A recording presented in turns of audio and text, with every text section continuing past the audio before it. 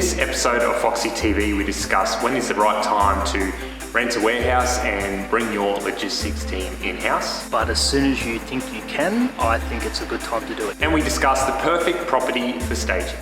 These are the ones that I truly believe, these are units that I truly believe benefit from styling the most. This is Foxy TV, episode 77.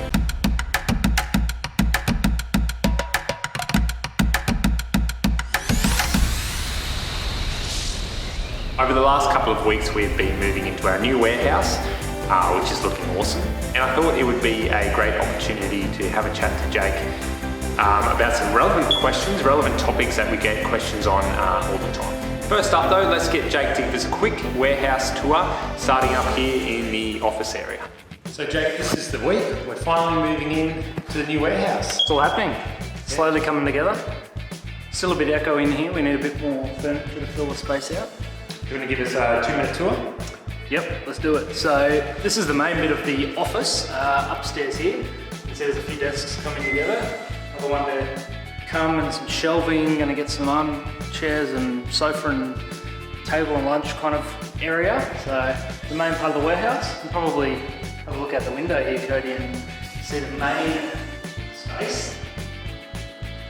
So going down, but no shelving or anything up at this stage, so we've got to get all of that pallet racking in place. But for now, this is a big box with some of our furniture and a little bit more still to come across. Very messy, but at the moment it's all about getting it out of the old warehouse and into the new. And then follow me, we'll go downstairs quickly as well. Little section at the front here that's just for a bit of other at the moment, left over that we're trying to find spots for. Yeah, this is where the ladies do all of their selections. So cushion wall, cushion aisles, and all the accessories, vases, lampshades, all the fun stuff. And then a little room there with throw rugs and linen. Okay, warehouse tour is over. Let's move to a couple of frequently asked questions. For the home stylists out there, when would you recommend is a good time to consider going to a warehouse? I think in a minute you're going to ask me about another component, and I think about the two opposites. I think in terms of facility and space, I would delay it as long as you think you can, because I think it's a cost that, there's efficiencies to be gained from going to a warehouse and having a proper setup, definitely, but it doesn't make a big change to what you can offer as a business, in my opinion. It lets you be a little bit faster, a little bit more organised, but everybody starts, in their garage or in a storage shed and makes it work, and we did the same. There was a point where I think we got to about 6 different single shed storage sheds, and at that point it just became chaotic, and that's where we started looking. And I guess the other side to that is, if you find a really great deal on something, then that's when you start to think about it, and that's what we did. That's why we've moved to the bigger one, because we came across a great deal that we couldn't say no to, that was an easy decision compared to where we were. Having said that, we could have lasted another 6 months in the old warehouse if we absolutely had to, and if this good deal wasn't available, we would have. So my opinion is, if there's a really great opportunity, go for it, but if not, see if you can make it work a bit longer where you are. And what about hiring your own logistics team and potentially looking at a truck? Yep, in-house. This is one that I think most people in this industry struggle with, because it's not a small decision. It's buying, leasing a truck, and then it's at least 1 or 2 people to man the truck. So it's a big cost, and yet to justify that in terms of business is a difficult thing. I think it's one of those things that as soon as you can, you should, because compared to the question about the warehouse space, having your own logistics team can actually make a big difference in what you as a business can offer, and the value you can offer to your clients. So you can be faster, you can be more flexible, you can be more efficient, you can do the little things that you wouldn't want to pay somebody else to do if it's costing you, $100 or $150 an hour to keep, some contract team on site. If they're your team, you can let them stay around. They can help, do little handyman jobs, patching walls, hanging art, steaming beds.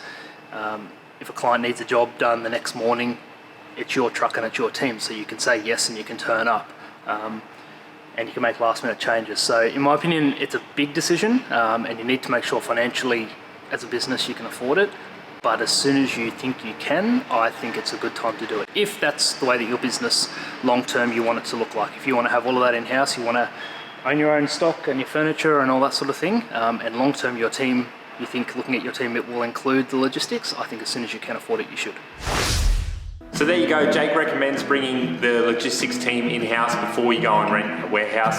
What are your thoughts? Leave them in the comment section below. Okay, on to part 2 of the episode, where the team headed to Carindale, to a home which Phoebe, as you'll hear explain, was the perfect candidate for home staging.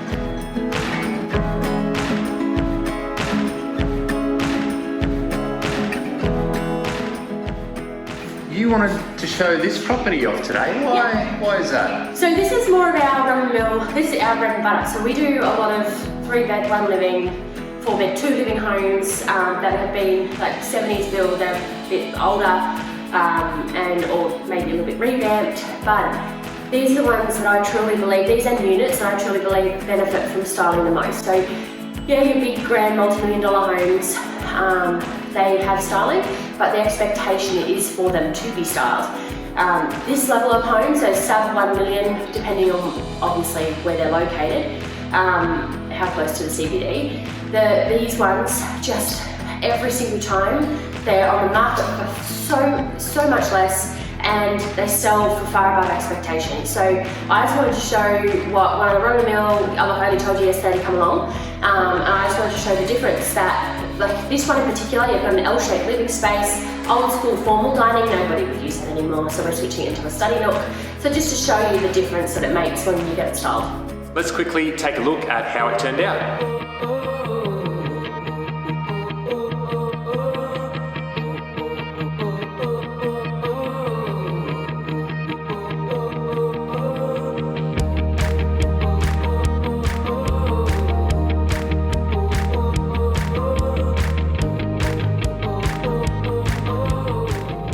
And that's it for this week's episode, a relatively quick one as we've all been pretty busy moving and still obviously doing the installs and pack ups. Have a great weekend, thanks for watching, and we'll see you back here next week.